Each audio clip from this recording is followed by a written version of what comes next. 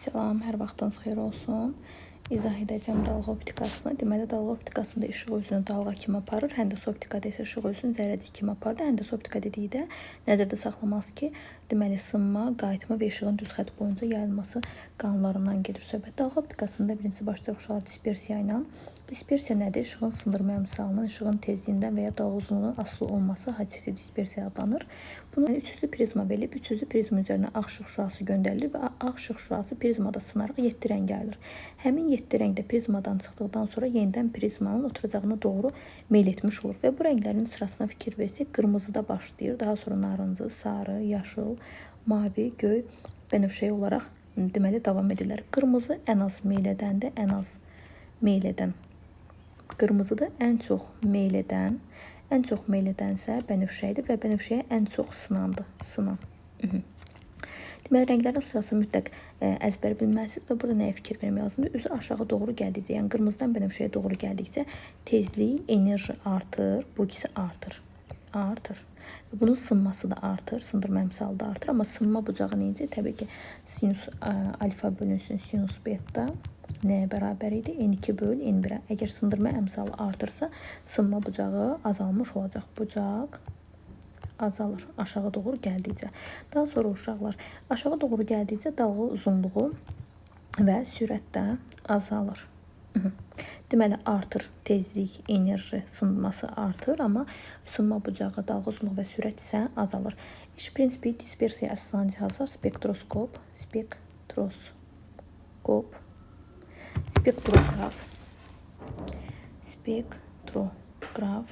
və spektrometrdir. Aha. Bu belə uşaq, bu oldu sizin dispersiyanız. Burada dispersiya nəyə deyilir, onu bilməlisiniz. İşığın rənglərinin sırasını bilməlisiniz və qırmızıdan bənövşəyə doğru gəldikcə nələr baş verir, onu mütləq bilmək lazımdır. Sonra gəlir işığın interferensiyası.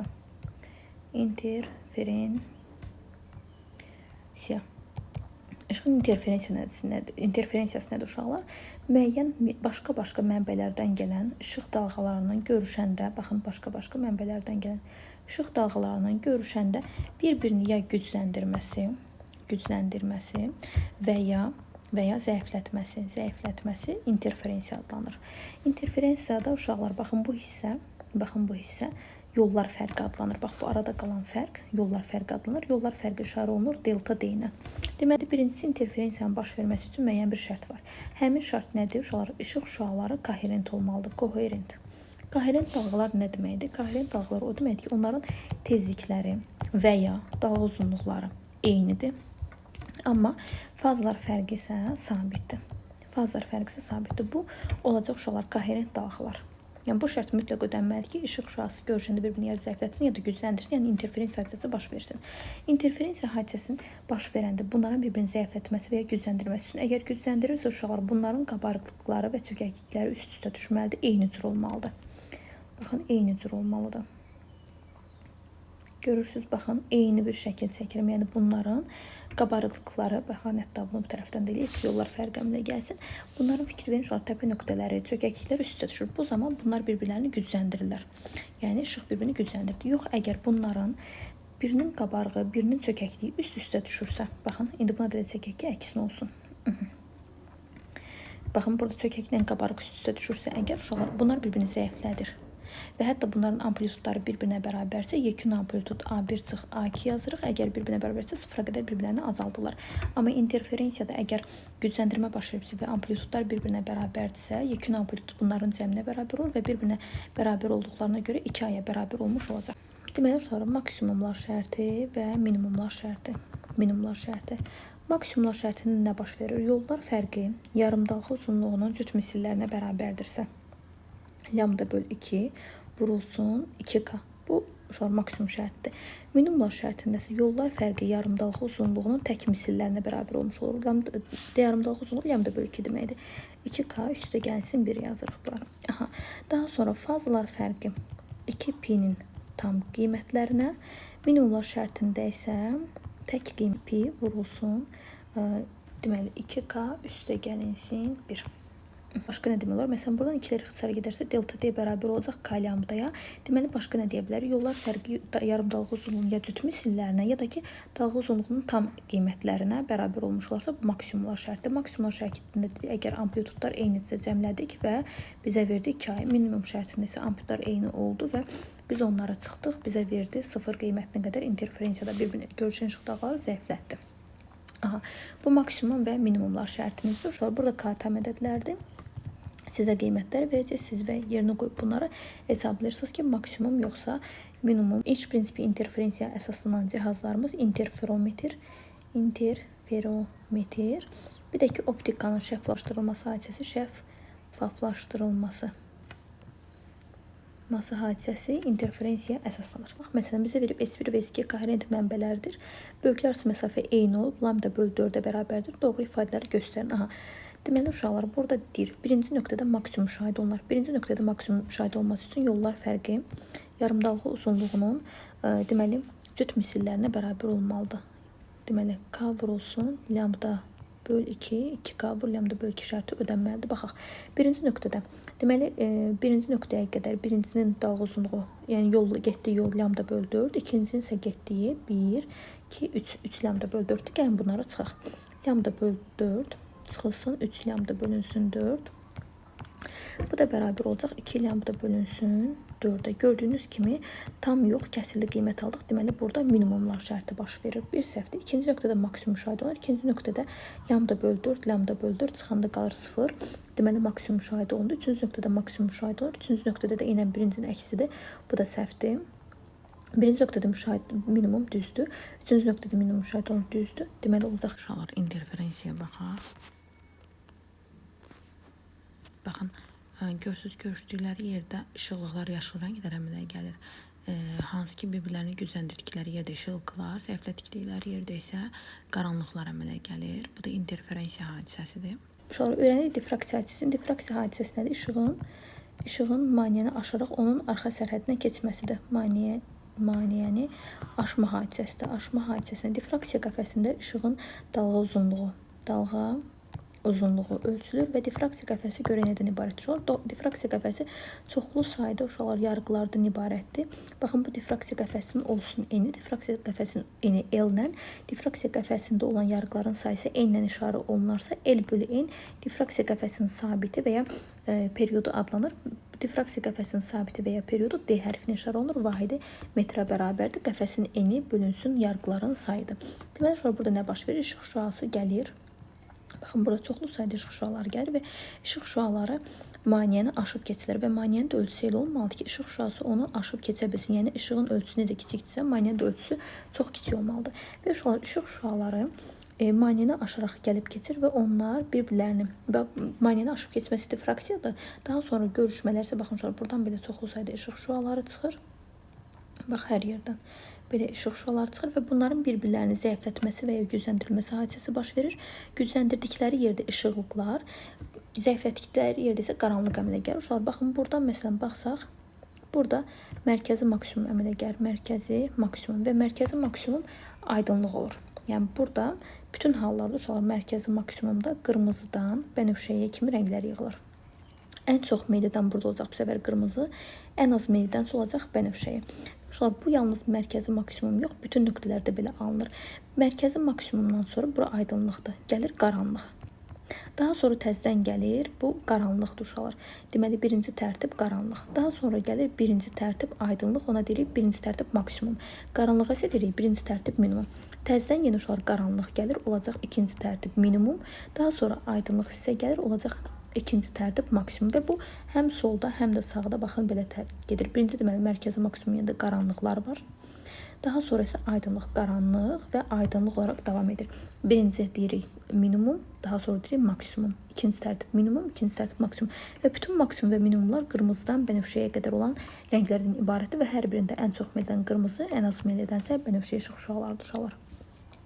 Daha sonra sizə verə bilər burada ağ işıq. Ağ işıq verdisə qırmızıdan bənövşəyə kimi rənglər yığılır. Yox, əgər sizə veribsə ki, yalnız qırmızı işıq, yalnız bənövşə işıq və s. bütün bunların hər birində yalnız qırmızı, yalnız bənövşəyə əmələ gəlmiş olacaq. Fərq nədir uşaqlar?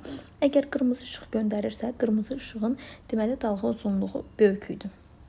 Ona görə uşaqlar, baxın burada mərkəzi aydınlıq daha böyük olacaq.